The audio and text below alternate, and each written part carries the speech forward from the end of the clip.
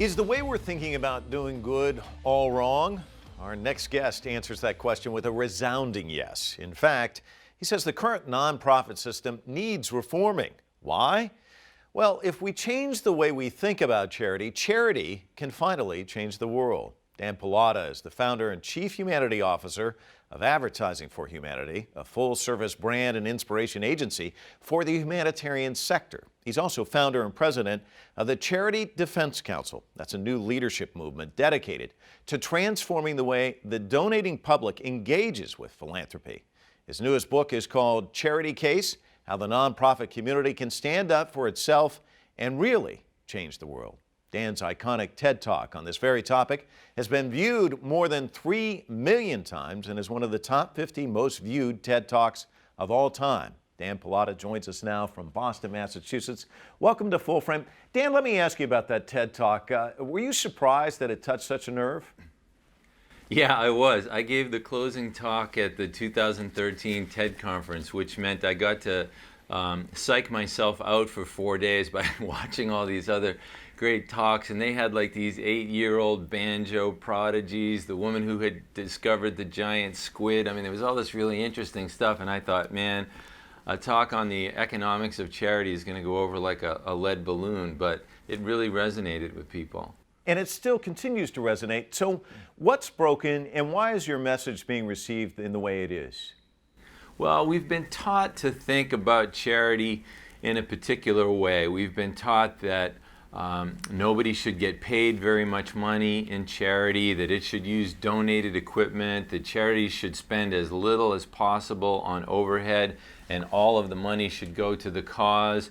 And, you know, that may have worked a couple hundred years ago when charity was about neighbor-to-neighbor assistance, but now we're dealing with these massive global problems, poverty, hunger, all kinds of different diseases that are gigantic in scale.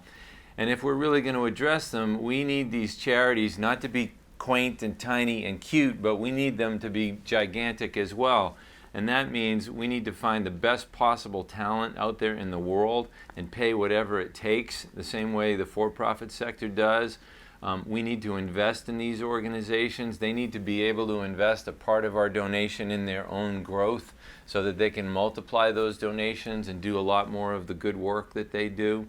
So it's not so much that charities need to act more like business. It's that we as a society need to give them the same permission we give to business on a variety of fronts.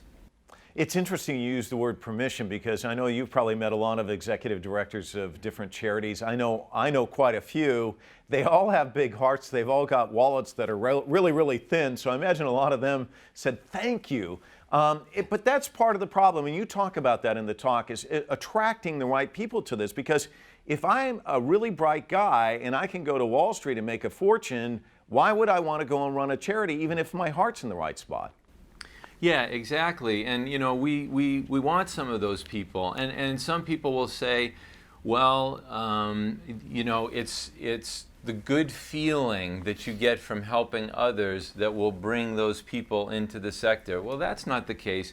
If you're making $500,000 a year, you can get a hell of a lot of good feeling by donating $25,000 to charity and maybe sitting on the board of a charity without going to work there on a full-time basis. And also, if you want to say that it's the good feeling that you get from helping others in charity, you're saying there's no such good feeling in the for-profit sector. Like the people who work at Apple go to work miserable every day with no sense of any meaning or purpose in their lives. You know, the people who work at Twitter, the whole Arab Spring thing that sprung up as a result of Twitter, no sense that they're making any difference in the world. And you know, that's just not a realistic view of things. Let me ask you this. You find a lot of people who pull out their checkbooks when they're looking at a charity and they say, I want to make sure that at least 80–90% of this goes to the needy people or this and that. And they want this large percentage. They don't want it for overhead. They don't want it for advertising. They don't want it for all these other things.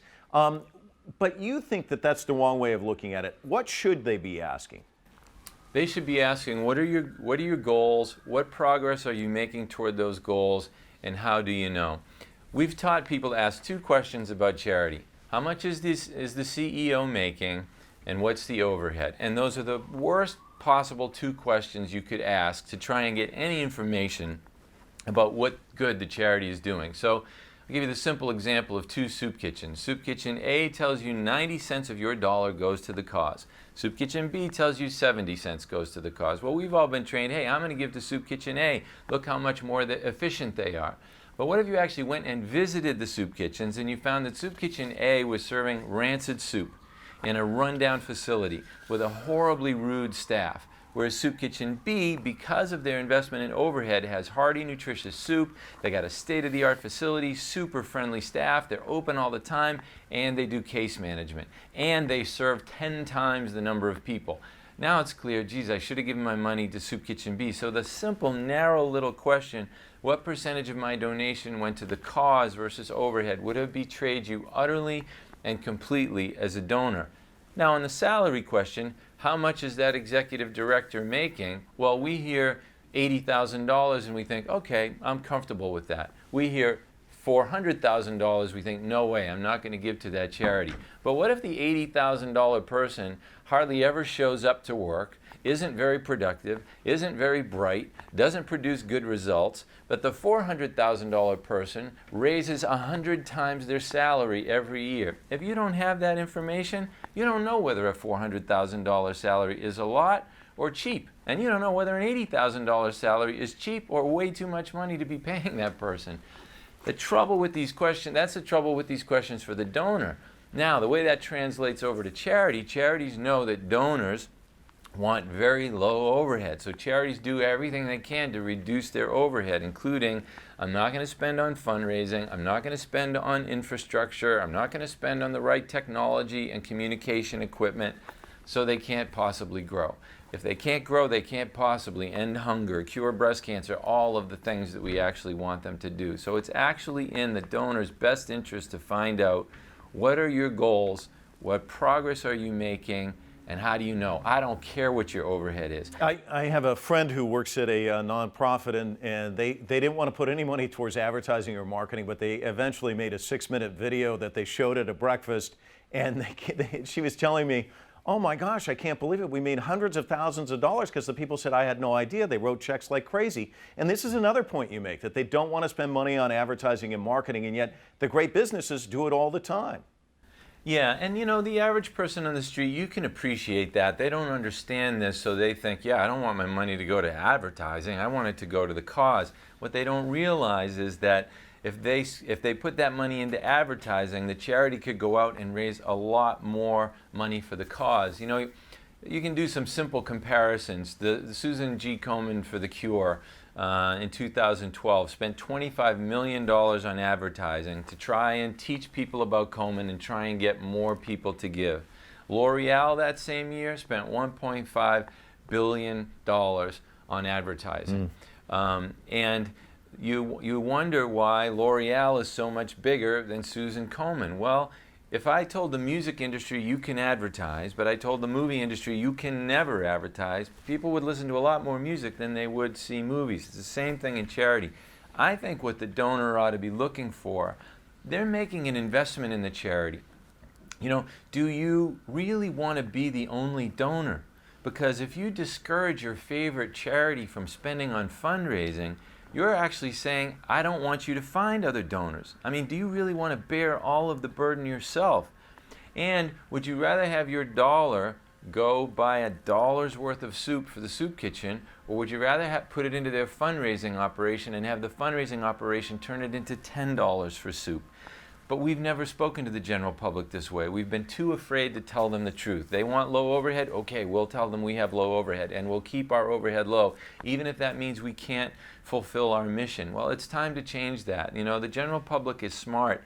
People have common sense. They donate because they want to see these problems solved. And we have to start to teach them what it will take to actually do that. And Dan, in your talk, you traced nonprofits and for-profit companies from 1970 to 2009, and it was really a stark contrast in terms of how much money they were bringing in. Can you go back over that? Because I think that really kind of hits the point. Yeah, if you look at the number of new nonprofits in America that really grew, from 1970 to 2009, over the course of 40 years, the ones that really grew, in other words, crossed the $50 million annual revenue barrier, had more than $50 million coming in a year. The number of nonprofits that did it in those 40 years was 144. So if you were looking at a graph, it would be like this. The number of for-profits that did it, 46,136, goes through the ceiling.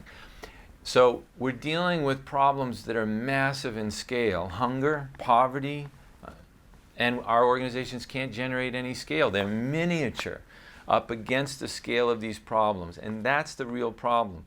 And if we are serious about wanting these problems solved, we have to let go of this idea of charity as quaint and little and all volunteer driven.